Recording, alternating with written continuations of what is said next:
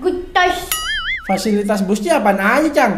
Wih, ada TV-nya, ada karaoke-nya. Wah, nanti Ane sepanjang jalan bisa nyanyi dong. Hati-hati pasti gila nih. Iya bang, tapi nggak ada mic-nya. Lah, gimana? Masa karaoke kagak pakai mic sih? Semenjak COVID, mic itu udah dilarang bang. Takutnya nyebarin virus. Terus ada apa lagi? Wih bang, kursinya. Oh, kursinya bisa mijit. Bukan, kursinya ada depan. Emangnya anak baik duduk di car seat. Yaudah dah, Ane juga pengen ke Bali juga. Ya teh ngapain ke Bali? Noh, bapak ente udah balik ke Belanda. Pengen ngobak di Kuta. Cang, kalau ke Bali kan lo Banyuwangi nih. Berarti Ane boleh dong nengok saudara Ane.